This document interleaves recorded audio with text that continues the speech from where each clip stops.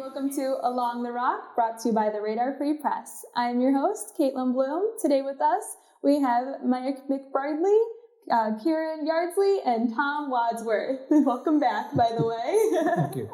So you are here today because you're all three members of the Lee County Historical and Genealogical Society. Yes, thank you. And you have a special event coming up very soon, which is the Oakwood Cemetery Walk, and it's also the 100th anniversary of the mausoleum. Is that correct? That's right, Oakwood Cemetery, and the mausoleum 100 years old now.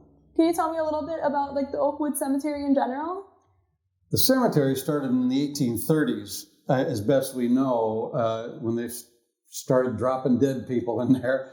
But it's grown from that one little area to a large area now. And the mausoleum was built in 1925. And that's Karen's expertise. Mm-hmm. She's been doing the research on the mausoleum, which is a huge building. It is. The talk actually started in 1923. And it took planning all of 1924. We found some pretty interesting ads in the paper. They had a building committee. Sidney Lovell was the architect. He's actually very well known. He also designed and built one over in Sterling.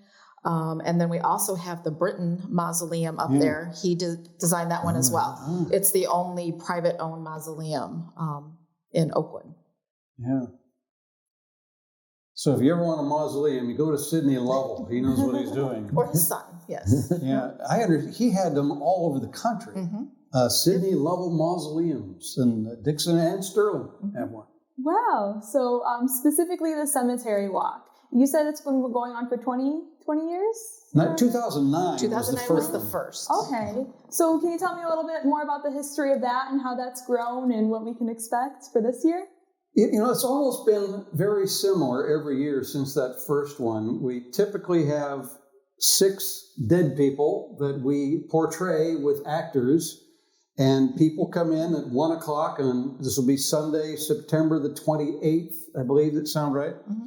And they then sort of go like from hole 1 to hole 6, like it's a golf course, and you hear the spiel of person number 1. Then you walk over to the grave of number 2 and hear that spiel, and 3, 4, 5. There's generally about 10 to 15 minutes at each spot, and then you're done. We have refreshments, and there's a cost $5 a head, I think, to get in. Mm-hmm. And it's a great time for people to learn Dixon history and to learn about the unique personalities that made up our community. That's like a really unique and interactive way to learn local history. That's what I think is so enticing about it. So how do you choose who you're going to portray each year?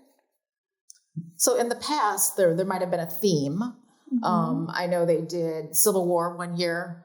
I think they did Dixon Streets one year. The streets are named after certain people, and they would research them. In the past few years, we've tried to make it a little bit easier for people to get around in the cemetery, and we've tried to pick an area, and then we'll go through and do the research and try to find some interesting people all in a smaller area so that people have an easier time getting around. Okay.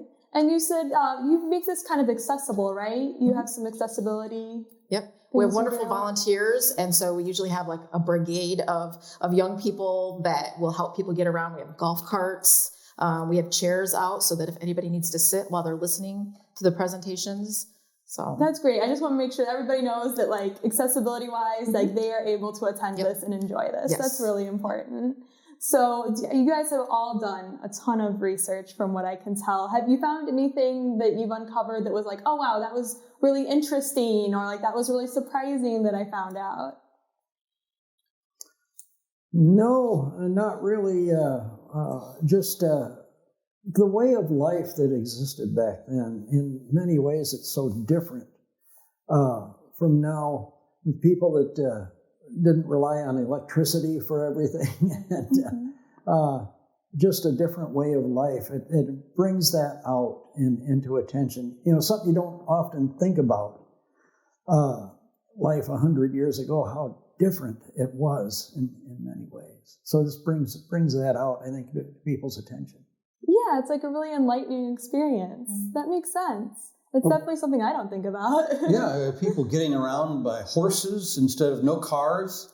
Again, like no electricity, no lights, no street lights, nothing like that. Roads being made out of dirt and not paved at all up till around the turn of the century. It's a different way of life that we don't even think about today. All that stuff you take for granted. Yeah, and yet it's still, we find these people relatable because we all still live in the same area, are still walking the same roads. They just might look vastly different now. Yeah. I know. I learned something this year doing my research, and it's kind of a hint at maybe next year's walk. I never knew that there was another chapel up in Oakwood Cemetery. So, like I said, hint to next year's walk, maybe. Another chapel? Mm-hmm. Well, now you've titillated my interest. I need to know more. I know there's one inside the mausoleum.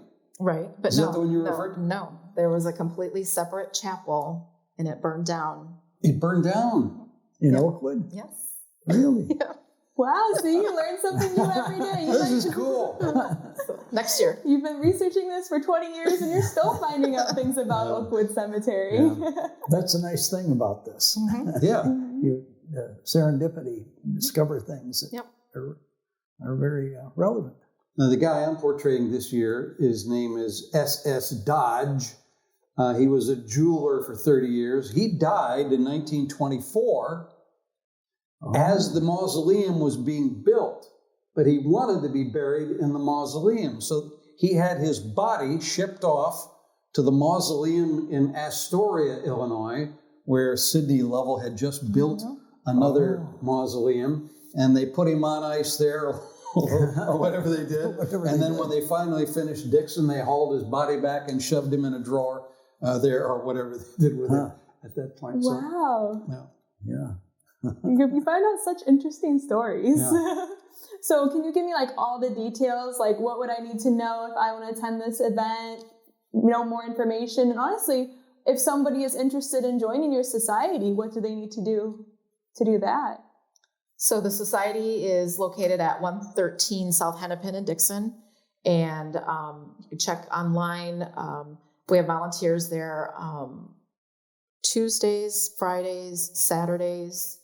Or they can also call the number.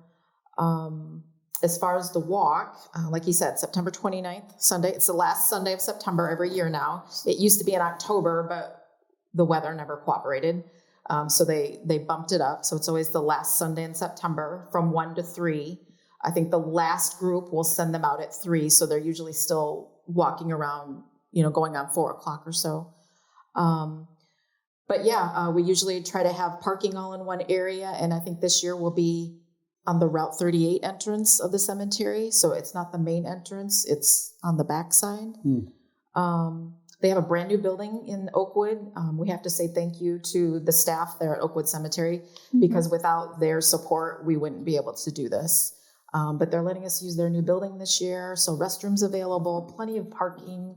Like I said, all kinds of volunteers. We'll have the the golf carts. And contact information wise, how would we reach out to you guys if we want even more information about the society? the Facebook page probably has something. Yes, we have a Facebook page. Do you have a Facebook page? Do you have a website? There's a website, and like I said, the hours and the number are all there. Yeah. Is there anything else you guys wanted to add? On the subject of when we do this, we start planning this in April and get everything ready. And of course, the scripts have to be written for the people and all that. But anyway, when we were still doing it in October, we had a well-meaning, nice lady come up to us after the cemetery walk and say, you guys should do this on a nice day. Like we had any control over it, right? And now we are, though, right? Yeah. But the end of September, that's a great thing. Oakwood Cemetery is a beautiful cemetery, and you're coming into the fall time. Yeah. The weather's just about right. Yeah. It's not too hot, not too cold. It's gorgeous out there, beautiful day to walk around and hear these nice little 10-minute speeches. They're not too long or boring and fascinating, and just enjoying the cemetery. Well, thank you, Tom, Karen, and Mike for being here with me today. I want to say thank you to our listeners and to our production crew as well. And do remember that the Radar Free Press is free, so we do rely on those likes, shares, and comments to keep us thriving. And if you want to see more videos like this, check out theradar.online.